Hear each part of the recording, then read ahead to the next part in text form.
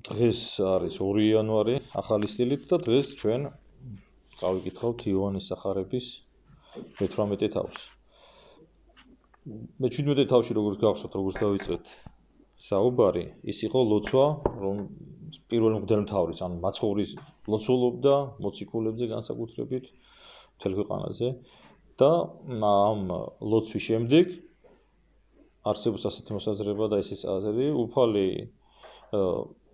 გადადის უკვე იმ დღეებში, რომელსაც ჩვენ ვნების დღეებს უწოდებთ. ანუ მაცხოვრის ამ ქვეყანაზე ცხოვრების ბოლო დღეები. ფაქტიურად ვნების შვიდეულის დღეებში ვინაცვლებთ მე-18 თავიდან და მე-18 თავის პირველი მუხლი ასე ჟღერს. ესე თქვა იესო და გამოვიდა მოწაფე თუთვისი წიაღს ხევსა მას ნაძოვანსა, სადა იგი იყო მტილი, რომელსაც შევიდა თავადი და მოწაფენი მისნე. ანუ ამ საუბრის შემდეგ, იმ ლოცვის შემდეგ უფალი ხევიო გადაიარა და შევიდა ერთ ბაღში, მტილი, ძველ ქართული სიტყვა ბაღში, სადაცო ის თავის მოწაფეებთან ერთად დადიოდაო წმინდა გადმოცემით და ისტორიული ცნობებით ცნობილია, რომ ეს ბაღს უწოდებენ ზეთისხილის გეციმანის ბაღს. დღესაც არსებობს ეს ბაღი. იქ არის ზეთისხილის ხეები, რომლებსაც ვარაუდობენ, რომ მაცხოვრის ამ ქვეყანაზე ცხოვრების პერიოდშიც იყო იმ ბაღში. ძალიან დიდი ძველი ზეთისხილის ხეებია და თუ ღმერთი ინებებს და მოხვდებით იერუსალიმში, აუცილებლად უნდა ნახოთ, ძალიან ლამაზი ადგილია, უძველესი დიდრონი ზეთისხილის ხეები, რომელიც მომსწრე იყვნენ იმ მოვლენებისა, რომელი მოვლენების შესახებ ჩვენ წავიკითხავთ მე-18 თავში. ის იყვნენ ხეები, რომელ ხეებთანაც შეიძლება ხეს მაცხოვარმა მოკიდა ხელი, ამ ხის ძირში იჯდა, გადაგებდა და ასე შემდეგ და აქ ბაღი შემოდის ასეთი რა. თუ ბიბლიის პირველ თავებს წავიკითხავთ და წმინდა მამის მაგალითად კირილე ალექსანდრიელი პარალელს ავლებს იმ ბაღში, რომელ ბაღშიდაც თავიდან ცხოვრობდა ადამი და ევა. ბაღი, სადაც ადამიანები ცხოვრობდნენ ნეტარებაში და ცოდვით დაეცენ და უკვე ახლა მაცხოვარი მიდის ვნების გზაზე, რომელიც ის ნებაყოფლობით აირჩია და ეს ყველაფერი იწყება ბაღიდან, გეციმანის ბაღიდან, სადაც მაცხოვარი ეკვრება ამის შემდეგ, ბაღის შემდეგ, ვნებების შემდეგ ეკვრება ჯვარზე და ბაღში, ანუ ედემის ბაღში შემცოდე კაცობრიობა ისევ აძლევს საშუალებას, რომ შევიდეს ამ ოთხეში. იცოდა იუდაცა მიმცემელმა მისმა ადგილიგი, რამე თუ მრავალი გზის შესრული იყო იესო მოწაფე თურთვისი და იუდაც იცით 12-თაგანი მოციქული იყო და უფალი ხშირად შედიოდაო გეცემანის ბაღში, ეს ყველაფერი მან და იუდამაც იცოდა, ხოლო იუდა წარიყვანა ერი მღვდელმოძღვართა და ფარისეველთაგან მსახურნი მოვიდა მუნ სანთლებითა, ლამპრებითა და საჭურველითა და ჩვენ ვიხედებით ქმედებას იუდასი, ჩვენ ვიცით რომ უფალი გაყიდა იუდა 30 ვერცხლად და შემდეგ მაცხოვრის შესაპრობად მოდისო მსახურებთან და ჯარისკაცებთან ერთად.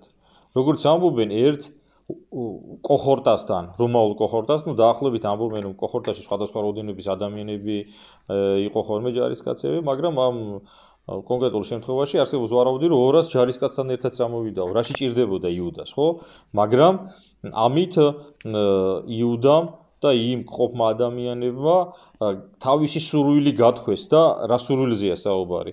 ებრაელებს უნდოდათ მაცხოვრის მოკლა უნდოდათ, ანუ ყველაფერი გადაწყვეტილი იყო ებრაელებს და ქვევითაც ვნახავთ ჩვენ მე ცოტა წინსრებით ვამბობ, ებრაელებს რომლებიც იყვნენ დაპყრობილი რომაელების მიერ, წართმეული ჰქონდათ უფლება იმისა, რომ ადამიანის სიკვდილით დაესაჯათ. და მათ მაცხოვრის მოკლა უნდოდათ და ეს შეეძლო მხოლოდ და მხოლოდ რომაელებს. შესაბამისად, ერთი მიზეზი თუ რატომ წაიყვანეს ჯარისკაცები, სწორედ ეს იყო, იმიტომ რომ თავისი ბოროტი ზრახვა აესრულებიათ, ხოლო იესო იცოდა ყოველ იგი მომავალი მიზეზი და გამოვიდა და რქვა მათ ვის ეძიებთ და ღმერთი განკაცებული ღმერთ მამაკაცმა იესომ რა თქმა უნდა იცოდა ის გულისნადები, რაც ჰქონდათ ებრაელებს, იქ მოსულ ადამიანებს და ეუბნებოდ ვის ეძიებთო. მიუგეს და რქვეს მას იესოს ნაზარეველს, რქვა მათ იესო მე ვარ, დგა იუდაცა მიმცემელი იგი მისი მათთანა და ვითაც რქვა მათ მე ვარ, გარე უკუნიქცეს და დაეცნეს ქვეყანასა და ვიხედებით რაღაცა ცოტა პარადოქსული მომენტი ხდება, მიდიან მაცხოვრის შესაპრობად, კითხულობენ, მაცხოვარი ეუბნება მე ვარ და ამის შემდეგ ყველა მუხლებზე იჩოქება. რატო? ებრაულად სიტყვა მე ვარ ნიშნავს ღმერთს. ღმერთის სახელი იყო, რომელსაც ებრაელები ერთხელ ამბობდნენ.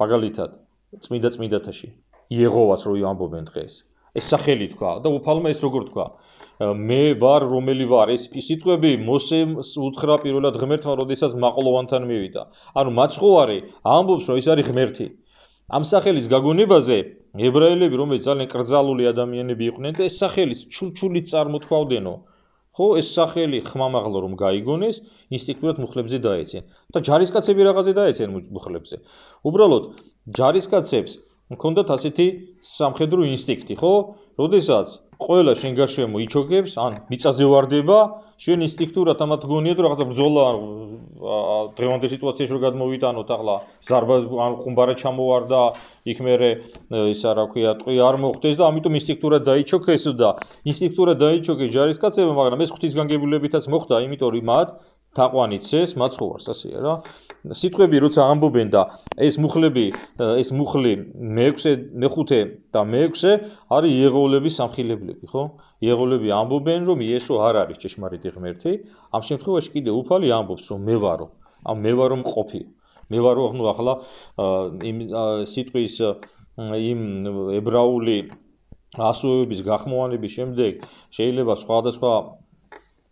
სხვადასხვანაირად შეიძლება გახმოვანდეს ის სიტყვები რომელსაც დღეს ზოგი იეღოვას ამბობს ზოგი იეჰოვა და ასე შემდეგ იახვე ასეც არის თუმცა ღმერთის სახელი არის აქ ნათქვამი და იესო ამბობს ამას თავის თავზე ანუ მე ვარ მყოფიო ანუ ღმერთი ვარო და ამიტომ მოხდა ეს უცნაური დაჩოქება მერმე ყოლად კითხა მათ ვის ეძიებთ და მათ თქვეს იესოს ნაზარევერსა თქვა მათ იესო გარქუ თქვენ ვით არ მე ვარ და ისევე ამბობს მეუბნეო ისევე მე ვარო ანუ მე ვარო მყოფიო უკვე თუ მე მეძიებთ უტევეთ ესენი და წარვიდე რაით აღესრულო სიტყვა იგი რომელი თქვა ვით არ მე რომელი მომცემი არავინ წარწვიდე მათგან არცა ერთი და უფალი ეუბნება და უფალი ისთვის მოვიდა კაცობრიობისთვის მოვიდა ჩვენი გამოხსნისთვის და უფალი თავის ამ საქმეს ისევე აღასრულებს და ეუბნება რომ მე ვარო ვისაც ეძიებთო დანარჩენი გაუშვითო რომ არავინ არ წარ როგორც წინასწარმეტყველებაში წერია რომ არავინ არ უნდა წარწმდესო მაგრამ ჩვენ ვიცით ასევე ერთი წარწმდა ეს იყო იუდა რომელსაც მერე განცაის ხო რომელიც გაცა უფალი ხოლო სიმონ პეტრეს აქ უნდა მახვილი აღმოიხადა იგი და სამონასამ მღვდელმთავარ მოძღვრისასა და წარკვედა ყური მისი მარჯვენა ხოლო იგი იყო სახელი მონისა იმის მალქოს და ვიხედებით ქმედებას პეტრესი რომელიც გამოიხატება შემდეგში როდესაც მოდიან მუფლის შესაპრობად პეტრე იღებს მახვილს და ყურს აჭრის მალქოს მღვდელმთავრის მსახურს რატო ქონდა დანა პეტრეს ხო დანა კანო პატარა ხმალი არსებობს სხვადასხვა ვარაუდი პირველი ჩვენ ვიცით რომ ეს იყო პერიოდი როდესაც პასექის დღესასწაული იყო პასექის დღესასწაულს ებრაელები წირავდნენ ცხვრებს შესაბამისად სვეტლის შესაწირად საჭირო იყო დანა ხმალი რომლითაც უნდა მოეკლა ცხვრები ეს ერთი მეორე უფალი გავიდა და მისი მოწაფეები ქალაქის გარეთ დღეს უკვე გეციმანის ბაღი იერუსალიმის ქალაქის ტერიტორიაზეა მაგრამ მაშინ იყო ქალაქ გარე და ამ ბაღებში ძალიან ბევრი ყაჩაღები დაძრწოდნენ და ანდა კიდე გარეული ცხოველები და მათგან თავდასაცავად ეს მეორე ვარიანტია და აქ ასევე ყურადსაღები ერთი მომენტ მაგალითად ერთ-ერთი თანამედროვე მისიონერისგან მე ასეთი რაღაცაც მოვისმინე რომ ყური მოაჭრაო მისი მარჯვენაო ასე არის და აქედან გამომდინარე ზოგიერთი ფიქრობს რომ პეტრე იყო ცაცია ხო ანუ მარჯვენა ყური ისე გოხდა ჩამოათალო და შეიძლება ვარაუდები რომ პეტრე იყო ცაცია. ნუ ახლა არა აქვს ამას არსებობს მნიშვნელობა ცაცია იყო თუ მარჯვენა ხელით, მაგრამ უბრალოდ ესე ინფორმაციის სახით რა, ისე რომ ვიცოდეთ. ხო, ამისაც მტკიცებულება არ არსებობს, უბრალოდ რაღაცა ყოფითი ცხოვრებიდან გამომდინარე, ახლა მარჯვენა ხელით ისე მარჯვენა ყური კარგად ჩამოათალო, ცოტა ან მაგარი უსტატი უნდა იყო იარაღის და ან და შემთხვევით უნდა მოგივიდეს და მარცხენა ხელით თუ ცაცია ხარ, უფრო მარტივია, ხო? ასეთი მომენტი არის. და ამის შემდეგ უფალი რას ეუბნება პეტრეს ეს მოქმედება რომ მოხდა.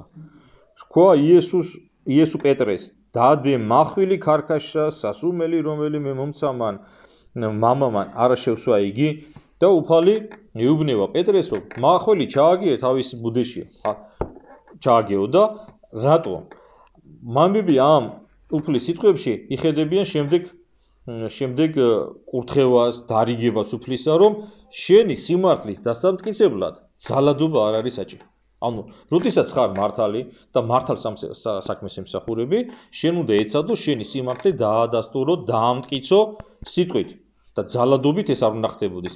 ეს არის, როიტყვიან, პრინციპი ქრისტიანობის, მართლმადიდებლობის ძალადობა არ შეიძლება. Იძულებით ვინმეს რაღაცა რწმენა დავაძალოთ და რწმენა მივაღებიოთ, ესეც მიუღებელია ქრისტიანობაში და უფლის ეს სიტყვებიც ამაზე მეტყველებს, რომ არ გვინდაო ჩვენ მართლები ვართ, მე მართალი ვარ, მაგრამ ამისთვის ხმალი არაფერში არ არის საჭირო. ხოლო კრებულმა მან და 1000-ის თავმა მსახურთა თურიათამა შეიპყრეს იესო და შეკრეს იგი და მიიყვანეს იგი პირველად ანაისა, რამე თუ იყო სიმამრი კაიაფასი, რომელიც იყო მდელმოძღვარი მის წელიწადისა და ორი ადამიანის სახელის გესმით ჩვენ, ანა ეს არის კაცის სახელი და კაიაფა. ებრაული და ბიბლიური კანონით ებრაელებს შეიძლება ერთი მღვდელმთავარი ყავლოდათ მარტო. ის მღვდელმთავარი კვდებოდა, მე რჩევდნენ მეორეს, მაგრამ რომაელები ამ კანონსაც არ ღვევინებდნენ ებრაელებს, იმიტომ რომ თავისთვის სასურველი კანდიდატურა უნდათ გაეყვანათ. ამ შემთხვევაშიც ასე ანა იყო მღვდელმთავარ ყოფილი, სიმამრი იყო ის კაიაფასი, მაგრამ რაღაცატომ ის გადააყენეს თანამდებობიდან, ეთყობა რაღაცა რომაულ იმას რა ქვია მართლობას რაღაცაში არ აწყობდა ალბათ და კაიაფა მისი სიძე დანიშნეს მღვდელმთავრად. ჩვენ ხო ვიცით ახლა რომ მღვდელმთავრებად და მღვდლებად შეიძლება დაერჩიათ მხოლოდ და მხოლოდ ლევის ტომის წარმომადგენელი და ლევის ტომშიდაც აარონის შთამომავალი უშუალოდ რა. ანუ კაიაფას და ანაც იყო აარონის შთამომავლები, ხო? და რას აკეთებენ ახლა ეს სიმამრი, ჯერ სიმამრთან ვიყავ და სიმამრი და სიძე. ხოლო ესე კაიაფა იყო, რომელმან აზრახა ხურიათა ვითარმე უმჯობესად კაცის ერთისა სიკვდილი ერისათვის და მიუხედავად იმისადო ამ ორმა ადამიანმა კაცობრიობის ისტორიაში ძალიან ისეთი არასწორი მოქმედებების გამო ცუდი სახელი დაიმკვიდრეს, მიუხედავად ამისა ღმერთი ხანდახან არა სწორად მაცხოვრებელი ადამიანების პირიდანაც შეიძლება რაღაც ჭეშმარიტება თქვა, ათქმევიოს, ხო? როგორც კაიაფამ თქვა წინა დავებში, რომ შეიძლებაო ჯობიაო ერთი კაცი შეეწიროსო, ვიდრე კაცობრიობა და ადამიანები რამით დაზიანდნენ. ამით იწინასწარმეტყველა ის, რომ იესო შეეწირებოდა მრავლისათვის, ხო? ანუ ფაქტიურად კაიაფა უღმერთო და არა სწორად მაცხოვრებელი კაიაფას პირით ჭეშმარიტება გაჟღერდა. ასე რომ დღეს ჩვენ შეიძლება ან ტელევიზიით, ინტერნეტის თუ სოციალური მედიის თუ სოციალური ქსელების საშუალებით ვიღაცა უღმერთო და არასწორი მაცხოვრებელი ადამიანის პირიდან რაღაცა სწორი გავიგონოთ, მაგრამ ეს არ ნიშნავს, რომ რაღა იმან ერთხელ ან ორჯერ ან ხუთჯერ სწორი რაღაც თქვა, ამიტომ მას მისი უნდა დავიჯეროთ და მისი ცხოვრების წესით თუ მისი დარიგებებით უნდა წარმართოთ ჩვენი ცხოვრება, ხო?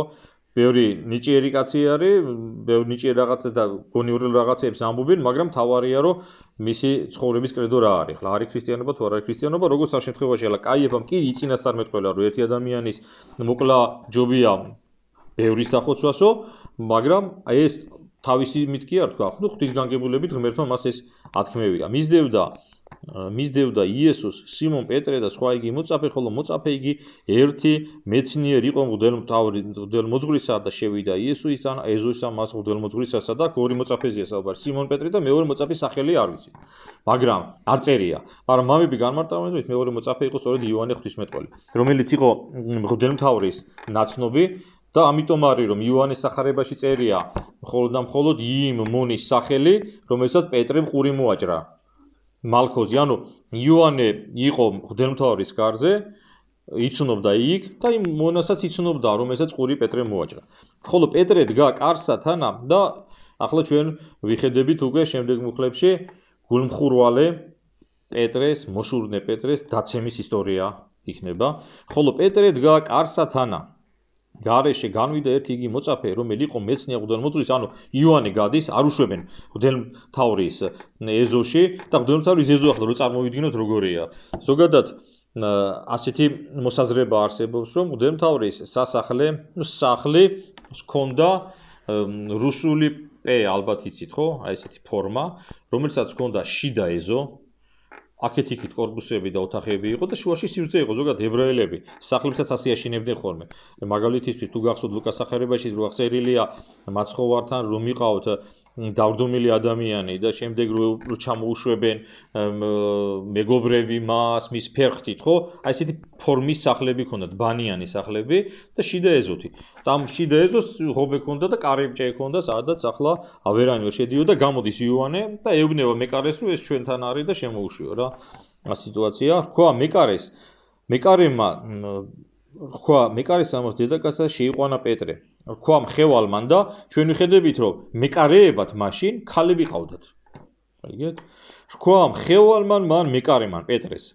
ნუ უკვე შენცა მოწაფეთა ხარ მის კაცისანი, ხოლო პეტრე თქვა არა ვარ და ვიხედებით პეტრეს უარყოფას. ანუ ქალი ეუბნება პეტრეს, რომ უფლის მოწაფე ხარო? შენ რაღაცა ეტყობა, მაცხოვარი ხო აშკარად დადიოდა, მოწაფეები მას აშკარად დაყვებოდნენ, ხო არავინ არ იმალებოდა, მაცხოვარი ასე არ იმალებოდა, ყველაფერს ამბობდა ის, რაც უნდა ეთქვა და პეტრესაც ხო იხედებოდი ამ ქალმა მიამსგავსა მის მოწაფეს და ასეც იყო, მაგრამ პეტრე შეეშინდა და უარყო უფალი, არ ვარო. დღეს მონან იგი მსახურნი მღვდელმოძღვართანი და ნაკვერცხალი აღეგზნა, რამე თუ ყინელი იყო და ტფებოდეს და თქვა მათთან პეტრეცა და ტფებოდა და მე-19 მუხლიდან უკვე სხვა მოვლენაზე გადადის, უკვე მახარებელის რო იტყვიან ობიექტივი ახლა არასდროს იქნება. მოკლედ მახარებელს სხვა ისტორიაზე გადადის, ანუ სხვა მოვლენებზე პეტრე სტოვებთის ჯერჯერობით მასთან კოცონთან და უკვე ღდელ მოძღვრის თან ყოფი მაცხოვარისა და ღდელმთავრის საუბარს გადმოგცემს იოანე ღვთისმეტყელი. ხოლო ღდელმოძღვარმა კითხა იესოს მოწაფეთა მისათვის და მოძღვრებისა მისისათვის მიუგო იესო და რქვა მას მე განცხადებულად ვეტყოდი სოფელსა და არა მე მარადის შესაკრებულსა ტაძარსა შინა სადა ყოველი ხურიანი შეკრებიან ხოლო ფარულად არასა ვეტყოდი და უფალი ამბობს რაც ახლა ჩვენ თქვით რომ მეო დაფარულად არაფერს არ ვაკეთებდიო არაფერს ყველაფერს განცხადებულად ხალხთან საუბრობდიო რა ისათვის მკითხავ მე კითხე მათ რომელთა ესმოდა რასა ვასწავით მათ აჰა მათ იციან რასა იგი ვეტყოდე მათ დავითარც ესე თქვა იესო ერთმა მსახურთაგანმა მუნ მდგომარემა საყრიმალსა იესოს და რქვა ესრეთ სიტყვას უგებ ღდელმოძღვარსა და ვიხედები ჩვენ რომ მაცხოვარი სიმართლეს ამბობს ყველაფერს ეუბნება ის როგორიც იყო ამ დროს ღდელმოძღვრის ერთ-ერთმა მსახურმა ყრიმალში დაარტყა უფალს ხო ანუ სილა დაარტყა სილა შემოკრა და ასეთი ტიპის ადამიანები არ იფიქროთ მარტო მაშინ იყვნენ რა დღესაც თანამდებობის პირებთან ძალიან ახლოს მყოფები რომ დაახლოება რომ უნდა ადამიანს თანამდებობის პირთან ცდილობს რომ ან უფროსთან ცდილობს რომ ემლიქნენოს და თავი მოაწონოს და ამისთვის ყველაფერს აკეთებს ანუ ზოგადად აი ამ კაცის პორტრეტი ჩვენ გვეუბნება რომ არ შეიძლება ყველაფერი ხერხი გამოიყენო იმისთვის რომ დაწინაურდე თანამდებობრივად ამ პრივილეგიურ მდგომარეობაში ჩადგე და ასე შემდეგ ყველა შეიძლება სურვილი ჰქონდეს დაწინაურების, მაგრამ ამისათვის პატივისანი გზებია საჭირო. და უფალი ეუბნება ადამიანს. რქვა მას იესო, უკვე თუ ბოროტსა ვიტყოდე, წამე ბოროტისათვის, უკვე თუ კეთილსა რაისათვის მცემ და უფალი ეუბნება, რატო აკეთებო ამას რა? ანუ ჩვენს, როდესაც შეიძლება ვინმე ცილი დაგწამოთ, ან ცუდი რაღაცა გააკეთოთ, ჩვენს გვაქვს უფლება, რომ ვიკითხოთ რატომ ეს. გესმით? თავის მართლება შეიძლება არ დაიწყოს ქრისტიანმა, მაგრამ ყოველ შემთხვევაში სიტყვა შეიძლება თქვა, რომ რატო აკეთებთ ამას, რა არის მიზეზი ამისა და შეიძლება თქვა, რომ მე ასე გავაკეთე და ვიმსახურებ ამის გამო ამა და ამას და მიავლინა იგი ანა კრული კაიაფაისა, მღვდელმოძღვრისა, ხოლო სიმონ პეტრე გადატფებოდა. რქვამას მუნ მდგომარეთა მათ, ნუ უკვე შენცა მოწაფეთა მისთაგან ხოლო მან უარყო და თქვა არა ვარ და ისევე პეტრეს და გადმოდის ასე ვთქვათ. მთხრობელი და პეტრე კიდევ უარყოფს უფალს. რქვამას ერთმან მონათაგანმა მღვდელმოძღვრისამა ნათესავი იყო მისი რომელი იგი პეტრე წარკვეთაყური ან მალქოზის ნათესავი ეუბნება. არა მე გიხილია მტილსა მაშინა მისთანა ბახშიო შენ არ იყავიო იესოსთანაო და ყვალად უარყო პეტრე და მეხსევლად ქათამა იყივლა. და ჩვენ ვიხედებით რომ მესამე უარყოფის შემდეგ პეტრე ესმის ქათმის ან მამლის ყეველი. და ჩვენ ვიცით რომ მათეს სახარებაშია სხვათა შორის ასეთ სიტყვები წერია რომ ამის შემდეგ აქ აღარ არის დეტალურად განხილული თუ რა გააკეთა პეტრემ უარყოფის შემდეგ გამოვიდაო პეტრეო და ტირო და მწარეთო ეს არის მათე სახარების 17 თავში რა აღწერილი ანუ პეტრე უარყოფის შემდეგ გამოდის და იმ წამსვე სინანულში ვარდება იმ წამსვე აცნობიერებს რომ ის დაქადება რომელიც მან დაიქადა და თქვა ყველამ რომ უარყოფო ხო გვახსოვს ჩვენ ასე წერია სახარებაში მე არო უარყოფო შენო და პეტრე უთხრა უფალმა რომ ქათმის ხმობამდე შენო სამჯერ უარყოფო და უფლის ეს სიტყვები აღსრულდა ხო და მოიყვანე და მე ახლა გავპეტრეზე რო თქვა ახლა მოკლედ ამის შემდეგ პეტრე მიუხედავად იმისა რომ მან უარყო უფალი ჩავარდა ღრმა სინანულში და ბოლო თავში ჩვენ ვნახავთ პეტრეს სინანულს და უფლის მოწაფეთა რიცხვში მის აღდგენას მაგრამ პეტრეზე ვიცით ჩვენ სწავლება გადმოცემა რომ პეტრე ყოველი ქათმის მამლის ყივილზე ახსენდებოდა ის მომენტი როდესაც მან უფალი უარყო და ყოველთვის ცრემლები მოდიოდაო და ტიროდაო იმ მოვლენას რომელიც მის ცხოვრებაში მოხდა უთხარი შემოვიდეს და მოიყვანეს იესო და ახლა მე-22-ვე მუხლში ჩვენ ვნახავ ახლა ადამიანების ძალიან ისეთ გაუხეშებას სულისას და მოიყვანეს იესო კაიაფაისა ტაძრად და იყო განთია ტაძარში რა იგულისხმება ანუ პილატეს რომის პროკურატორის სასახლეში რომელსაც პრეტორია ეწოდება და ის შენობა ის ადგილი უბრალოდ სადაც ეს პრეტორია იდგა დღესაც არსებობს განახლებულია რა თქმა უნდა მაგრამ ამ პრეტორიის და ამ სასახლის ქვეშ სადაც იჯდა რომის პროკურატორი დღესაც არის დილეგები სადაც მაცხოვარი იყო და იქ მერე ვინც თუ მოხდებით მერე ღვთისმსხალობით იერუსალიმში შეგიძლია ნახოთ ის ადგილი სადაც უფალი იყო დატყვევებული ასეთი არსებობს გადმოცემა ის ქვის საკანი სადაც იყო მაცხოვარი დატყვევებული და ამ პრეტორიაში ტაძარში ამ შენობაშიო მიიყვანესო მაცხოვარიო და არ შევიდენო ებრაელები პრეტორიაში იმისთვის რომ რაითა ჭამონ პასექი იმიტომ რომ ებრაელებს ასეთი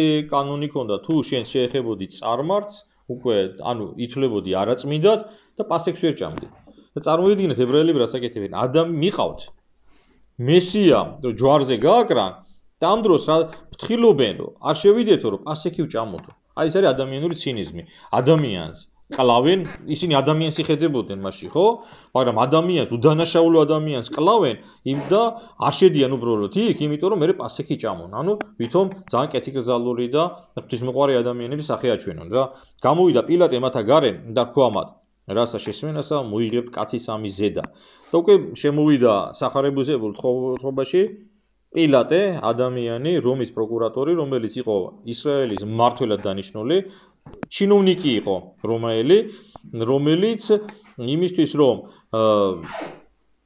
დიდხან დარჩენილიყო თანამდებობაზე ცდილობდა რომ ებრაელებთან ისედაც გართულებული სიტუაცია იყო რომაელები დამპრობლებლად მიაჩნდნენ ებრაელებს ასეც იყვნენ რომაელები გადასახადებს კრიბდნენ ებრაელებისგან და ამისთვის ებრაელები გაბრაზებულები იყვნენ რომაელები წარმართები იყვნენ უწმინდურები და ებრაელებისთვის ესეც მიუღებელი იყო შესაბამისად დაძაბული სიტუაცია მაკონტროლებლად რომ არ მოხდარიყო დაპირისპირება პროკურატორი ცდილობდა რომ ისე ემოქმედა ისეთი ბრძანებები გაეცა რომ ებრაელები არ გაეღიზიანებია მიუგეს და რქვეს მას უკვე თუმცა არა ბოროტის მოქმედი იყო არამცა მიგეცით შენ იგი ეგე რქვა მას პილატე მიიყვანეთ ეგე თქვენ და ჯულისა თქვენისავე განიკითხეთ ეგე რქვეს მას ურიათა მათ ჩვენ და არავისი ჯერას მოკლაი და დაინახეთ ანუ ებრაელებს უნდათ რომ მოკლან მაცხოვარი პილატე ეუბნება რომ თქვენცა გაქვთო და ებრაელებს ნამდვილად ჰქონდათ დატოვებული კიდე სენედრიონს სადაც შეკრებილი იყო 70 წარჩინებული ადამიანი ქონა უფლება რომ ადამიანები გაესამართლებიათ უბრალოდ როგორც თავიდან გითხარით ადამიანის მოკლის უფლება არ ჰქონდათ ადამიანი რომელიც ამბობდა რომ არ ღმერთი და ქრისტე მაცხოვარმა ეს ხშირად ჩვენ წავიკითხეთ რამოდენიმეჯერ ბევრჯერ თქვა და უთხრა ებრაელებს პირდაპირაც გადატანიშნულობითაც რომ ის არის ჭეშმარიტი ღმერთი ებრაული ჯულით შეეძლოთ ებრაელებს რომ ადამიანი ვინმე რო ეტყოდა რომ არის ღმერთი შეეძლოთ ქვებით ჩაიქოლათ მაგრამ რომაელებმა ადამიანის მოკლის უფლება წაართვეს დანარჩენი უკვე სამართალი მათ შეეძლოთ აესრულებიათ მაგრამ ასეთი მოსაზრება არსებობს რომ ებრაელები მაინც კლავდნენ ხალხს ქვებით უბრალოდ ამათ რომაელებს არაგებიებდნენ რაც შეეხება მაცხოვრის შემთხვევაში მათ იმიტომ მიიყვანეს უფალი რომაელებთან რომ უნდათ სანიმუშოდ დაესაჯათ და ყველას გაეგოთ და სამარცხვინო სასჯელით ანუ ჯვარზე გაკვლით უნდათ მისი მოკლა თან უკვე ასეთ სიტყვებს ეუბნებიან რომ ჩვენო არ გვაქვს უფლება ვინმე მოკლავთ. ანუ პირდაპირ პილატეს ეუბნებიან, უნდა მოკლავ მაგ ადამიანს, როგორც მაგალითად რაში დარება შეიძლება გავაკეთო, შეიძლება პირდაპირ არ გამოვიდეს ეს სწორად, მაგრამ მიახლოებით, როდესაც ადამიანი მიდის მღვდელთან და უნდა რაღაცა კურთხევა აიღოს. მაგალითისთვის მე ვიცი ერთი შემთხვევა, რომ ერთ ქალს უნდა რომ საშვილოსნოს მილები გადაიკეთოს. და რატო ახლა? ზოგადად შვილები რო არ დაფეხმძიმდეს რა. ანუ არ უნდა რომ აბორტები იკეთოს, არ უნდა რომ წამალი დალიოს, მაგრამ სინდისი აწუხებს ეს რო არ გავაკეთო, მაგრამ ცდილობს რაღაცა მიზეზები გამონახოს იმისთვის, რომ მილები გადაიკეთოს, რომ აღარ დაფეხმძიმდეს რა. და ერთხელ მე ვიცი ერთ-ერთ მღვდელს მიწერა და უთხრა, რომ ასე და ასე მინდა რომ რამოდენიმეჯერ იმშობი არის, ახლა ცუდად ვარ და ასე შემდეგ და მომეცი უფლება რომ მილები გადავიკეთო. მღვდელმა უთხრა, არ შეიძლება რა. არ გადაიკეთო. ახლა კიდე გავიდე ეს ქალი რამოდენიმეჯერ დაფეხმძიმდა კიდე, მადლობა ღმერთს და ახლა კიდე მიწერა მამაოს, ახლა ახლა თუ არ რაღაც, ანუ რა შვება იცი ადამიანები, ზოგი მარტო იმაზე კი არა, ზოგადად თუ ზოგი მოდის იმისთვის, რომ ათქმევიოს ის, რაც თვითონ უნდა, ხო? რაც არის არასწორი. თუ ჩვენ გვინახთ ის ნება გავიგოთ, შემდა თქვა შენი მდგომარეობა და უნდა მიენდო უფალს მე რასაც გაკურთხებენ ის უნდა გავაკეთო. ეს არის რა და ასე ვიქცევიან ებრაელები. მათ უნდათ მაცხოვრის მოკლა, და ისე პირდაპირ ეუბნებიან შეკვეთას. პილატეს, რომ ეს უნდა მოკლათ, მაგრამ ჩვენ სიკვდილი დაჟის უფლება არ აქვს რა. რაით აღესრულოს სიტყვა იგი იესოისი, რომელიც თქვა და აუწყებდა, რომლითაც სიკვდილით ეგულებოდა მოსიკვდით. და მაცხოვარმა წინასწარ თქვა, რომ მოკლავენ და ეს ყველაფერი ახლა აღსრულდა. ყვალად შევიდა პილატე ტაძრად და შეხადა იესოს და რქვა მას. შენ ხარა მეუფე ჰურიათაი, რქვა მას იესო. შენ თავითვისით იტყვი მაგას, ანუ სხვათა გითხრეს ჩემთვის და მაცხოვარიც პასუხობს, კითხვით პასუხობს, რომ შენით მეუბნები, რომ მე ჰურიათა მეუფე ვარო, თუ ვინმე მგითხრაო ამისთვის ჩემთვისო. მიუგო პილატად და თქვა მას, ნუ უკვე მე ჰურიაი ვარ, ნათესავთა შენთა და მღვდელმოძღვართა მოუწევი ხარ შენ ჩემ და რა იგიქმნიეს. მიუგო იესო და თქვა მას, მეუფება ჩემი არა ამის სოფლისაგანი არს და უფალი ნამდვილად ეუბნევარ. ის არის მეუფე ნამდვილად. არ უარყოფს რომ არის მეუფე, უბრალოდ ეუბნევარ ჩემი მეუფება არ არის ახლა. ეწუთი სოფელში როგორც ხელმწიფე, ან და დღევანდელი იმით რო თქვათ ახლა თანამდებობრივი იმით ხო თანამდებობები და პრეზიდენტი არ ვარ, პრემიერი, მე ვარო მეუფე სამყაროს იხილულის და უხილავს. უკვე თუ ამის სოფლისაგან იყო მეუფებაი ჩემი. სახუნიცა ჩემნი იღვწიდე ჩემთვის რაითაცა არა მივეცი ჰურიათა, ხოლო აც მეუფება ჩემი არა არს ამიერ სოფლით და ჩვენ გვახსენდება სახარებაში კიდევ ერთ ადგილზე წერია, უფალი ამბობს მე რომ მინდესო ახლა უბრძანებო ანგელოს და ლეგიონებსო და სულ ყველას გავანადგურებო, ხო? ერთიც ასეთი მომენტიც იყო სახარებაში, ანუ უფალი ამბობს კაფიოდ, რომ ის არის მეუფე. რქვა მას პილატე უკვე თუ მეუფე ხარ შენ, რქვა მას იესო შენ იტყვი, რამე თუ მეუფე ვარ მე. და ისევე ამბობს ვარ მე, ანუ ისევე ამბობს რომ მე ვარ რომელი ვარ, ხო მე ვარ ღმერთი. ამისთვის შობილ ვარ, ამისთვის მოვივლინე სოფლად, რაითავ წამო ჭეშმარიტი. ყოველი რომელი ჭეშმარიტებასთან იყოს ისმინოს ხმისა ჩემისაი. ანუ ვინ გებულობს სწავლებას, რომელიც არის წმინდა წერილში. რა არის ამისთვის აუცილებელი? ამისთვის აუცილებელია ყოფნა ჭეშმარიტებაში, ანუ ყოფნა მართალ სარწმუნოებაში. თუ ადამიანი არ არის მართალი სარწმუნოების მიმდევარი, ის იმ აზრს და რომელიც ჩადებულია წმინდა წერილში ვერ ჩახვდება. შეიძლება ჩვენ ვართ ახლა ჭეშმარიტებაში, ხო ასეა და გვწამს რომ ეს ასეა, მართლმადიდებლობაში ვარ, მაგრამ ვერ ხვდები ჭეშმარიტება და ვერ ხვდებით იმ საიდუმლოს რომელიც არის წმინდა წერილში, ეს უკვე ჩვენი უძლურებისა გამო. იმიტომ კი არა რომ ჭეშმარიტება არ არის. ჭეშმარიტება არის, მაგრამ სამწუხაროდ ამ ჭეშმარიტების მიმღები ვერ ვარ ჩვენ. ვერ ვამზადებთ ჩვენ სულს იმისთვის რომ მივიღო ჭეშმარიტება. მაგრამ ადამიანი რომელიც არ არის ჭეშმარიტებაში, არ არის მართლმადიდებლობაში, ისინი ამისგან შორს არიან, ხო? ჩვენ ეს საშუალებები გვაქვს, უბრალოდ ამ საშუალებებს არ ვიყენებთ და იმიტომ არ ვიცი შეიძლება ბევრი რამ. რქვა მას პილატე, რაიას ჭეშმარიტება ვითარც ესე თქვა, ყვალად გამოვიდა და რქვა ჰურიათა, მე არცა ერთსა ბრალსა ვყოლებ ამისთანა და ჩვენ ვიხედებით კაცს, რომელიც ხვდება რომ იესო არ არის დამნაშავე და რას ცდილობს, იცი? ის უფრთხილდება თავის გამს და თან ცდილობს რომ ეს უდანაშაულო ადამიანის ცოდვითაც არ დაიმძიმოს სული. გესმით? ანუ ის ცდილობს რომ ადამიანების სინდისე ითამაშოს და ასეთი მეთოდი ახსენდება. და იმას ახსენდება რომ ებრაელებს აქვს წესი და რომაელებს რო იტყვენ ამინისტიეთ ებრაელებს ასაჩუქრებენ და სიკვდილი დასჯილს თუ ხალხი მოითხოვს, იწყალებს, ხო? დღეს ახლა ხო აქტუალური ეს თემა პატიმრების შეწყალება და ეს არის პრეროგატივა პრეზიდენტის, ხო ასე და ასე იყო პილატეც იყო ამ უფლებამოსილებით აღჭურვილი, შეიძლება ერთი ადამიანი ეპატიება დიდ დღესასწაულს, როგორც იყო პასექი. ხოლო არ ჩვეულებაი ეს ახსენდება და ფიქრობს, რომ მედი უდანაშაულო ადამიანია, ყველა იხედება და იქნება გაუშვა, ისე რომ ეს ებრაელებიც არ გავაბრაზო, თან თანამდებობა შევინო და ასე შემდეგ, მოკლედ ესეთ ხრიკს მიმართავს. ხოლო არ ჩვეულებაი თქვენი, რაით ერთი მიგიტეო თქვენ დღესასწაულს ამას. გნებავს რაით მიგიტეო თქვენ მეუფეხურიათ, აი ყოლად უკვე ღაღატყეს ყოველთა და თქვენს. ნუ ეგე არმედ ბარაბა და იყო ესე ბარაბა ავაზაკი და ვიხედებით ჩვენ ადამიანების განწყობას, ხო?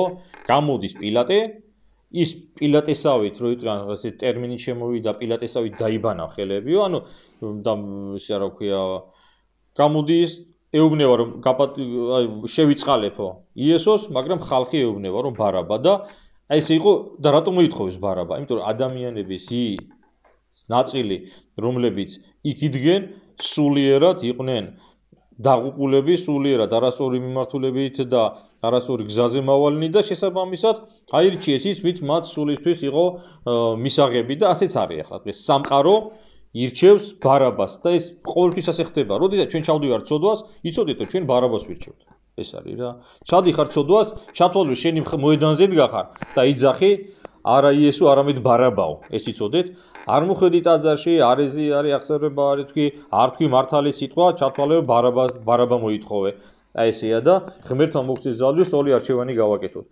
მაშინ იმ მოედანზე იყო ნაწილი და მძირი ადამიანი რომელიც იძახოდა იესო მაგრამ მათი ხმა გადაფარული იყო მოციქულები გაპარული იყვნენ იქ იოანე იყო ღვთისმშობელი იყო რომ მათი ხმა არ ისმოდა რა იმიტომ რომ აი ეს მასა ადამიანების უღმერთოებისა იძახოდნენ რომ ბარაბა მოგვეცი ჩვენო და ასეც არის რა ჩვენ სამყაროს თხოვთ ბარაბას და ბარაბა არის რომელიც განაგებს და ბარაბის პარტიის შეიძლება ვთქვათ წარმომადგენლები მართავენ დღეს სამყაროს ღმერთმა მოგცეს ძალა რომ დავდგეთ როგორც გითხარით ქრისტე მაცხოვრის მხარეს და მომავალ შაბათს თუ ღმერთი მოგცეს ძალას მე-19 თავზე ვისაუბრებთ სულ სამი თავი გადაგვრჩა მე-19 მე-20 და 21 და ღვთისშეწევით იმედია მშვიდობით ჩავალთ ბოლომდე და მე ახლა კიდევ წინასწარ გაგახსენებთ და კარგი იქნება რომ ჩვენ საუბრებს ასეთი ფორმა მივცეთ ახლა რაღაცნაირად კი მართავთ ხოლმე მე კითხვა პასუხს მაგრამ წინასწარ რაღაც რო წაიკითხოთ ხოლმე მაგალითად რო წაიკითხოთ მე-19 თავი წინასწარ თუ რამე გაურკვეველი იქნება მე კითხვა დასვათ და უკვე მე რომ მოჩვევით სახარებას ვისაუბრებთ ჩვენ თქვით ყოლაწმინდა სამების დოგმაზე და მანამდე წაიკითხეთ რაღაცა მოიძიეთ ჩაუღრმავდით და შემდეგ მე ღვთისშეწევით ერთად ვისაუბროთ